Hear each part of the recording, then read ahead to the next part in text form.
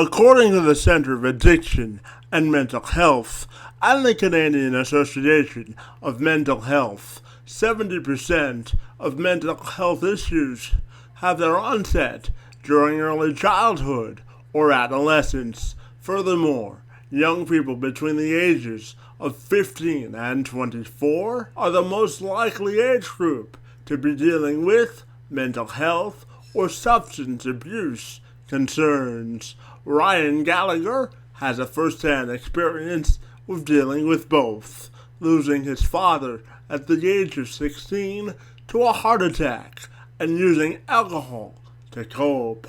Ryan is now a father, a husband, and a firefighter who is enrolled in the Professional Addiction Studies program at McMaster University because he wants to be able to better recognize people's needs and be able to help them. Ryan joined me this week to have an important discussion on how to better support young people dealing with mental health issues in order for them to thrive. I'm Kevin McShann. Let's have this conversation.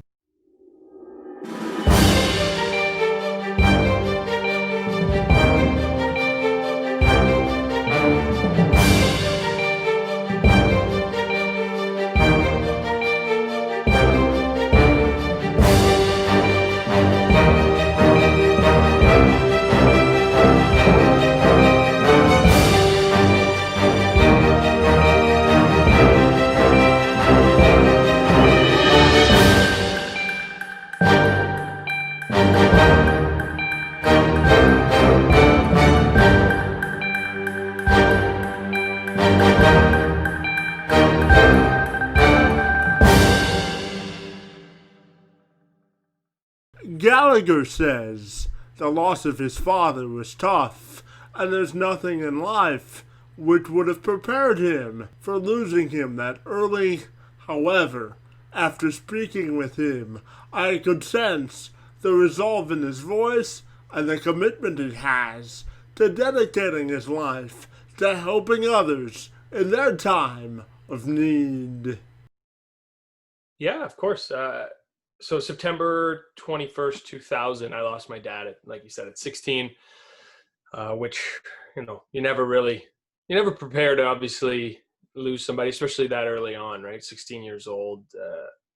And I think that's when you really need to lean on like a father figure and things like that. So that was a tough time for me. Half day of school. I was in high school at the time, grade 9, came home. We got out at noon that day, and my dad was complaining of some shoulder pain. He had recently had some physio done because he had back problems. And then my mom came home for lunch that day. We all kind of chatted. He seemed to be okay. She left. And he, within 5 minutes, said, "You need to call your mom back, call an ambulance." And he hit the floor. He had a heart attack in front of me. And I jumped on the phone, called my mom, called the 911, and began CPR on my dad. So yeah, it went on. It seemed like forever. They got there, worked on him on the lawn, put him in the ambulance, worked on him there, and unfortunately, he passed away of a heart attack. And they said there was nothing they could have done if they had all the equipment there when it happened. Like if I had everything in front of me, they wouldn't have saved him. He had a massive blockage. So yeah, and then here we are today. Like I said, I was 16 back in 2000. So it was a tough go. Very tough. And is that part of the reason you wanted to become a firefighter? I get asked that a lot when I talk to people. I think the more I kind of dive into it and talk about it, I think so. There was a part of me that, saw the fire and police and paramedics that day, and I thought, maybe I can do some good as well. I didn't get hired till I was 30, right? And like I said, when I was 16, this happened. So I was still trying to navigate life. And then at 24, I thought, it was always in the back of my mind. And then I thought, you know what, I'm going to make a go for firefighting. So probably played a role in it in some way. Gallagher says one of the best ways to support young people who are dealing with mental health issues is lending a listening ear without passing judgment.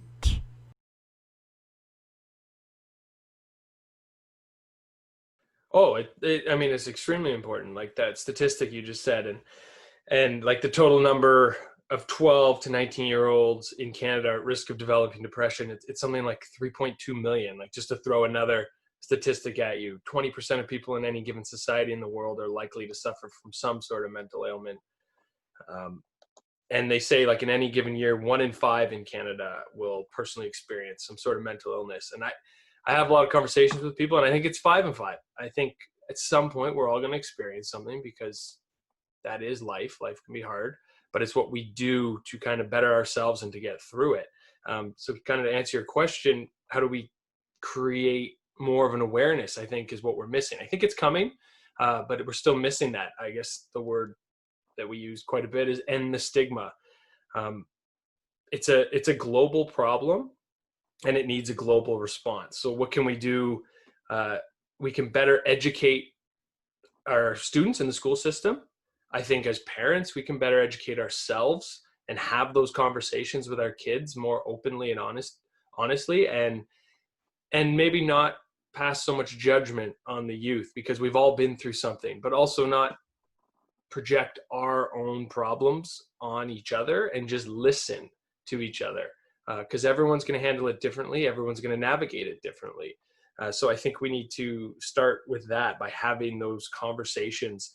And like I said, in the workplace, in schools, and showing individuals respect, acceptance, and advocate for people that maybe can't advocate for themselves.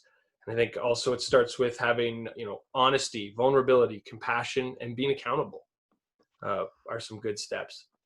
And when we look at that same statistical study, it also reported people between the ages of 15 and 24 are more likely to suffer severe cases of mental health or substance abuse problems. So I know that you're very active in your peer support groups for your city. So I'm wondering also your thoughts on the importance of maintaining or developing peer support groups to help those to help that segment of the population as well. Yeah, I think the peer support piece is very important, because we have it, like you said, in my community. So in my fire service, I'm a member of our peer support group, and we're not there to counsel. We're just there to be an extra set of ears to listen, and then provide the right information and right people that you can go talk to better get help on whatever the issues you're dealing with. So I think it's important in any workplace, in any school system, that maybe we adopt or develop these peer support programs, so people can then come to someone that they trust, who can get you the right information. Because you might not always want to talk to certain people. You might not always want to talk to a parent, or a loved one, and that's fine. But as long as you find someone to talk to, and then, like I said, the idea with us is to just listen, and you never, pass judgment, never give advice, just listen, and then get them what they need, the right information, and work through that. So peer support, I think, is very important.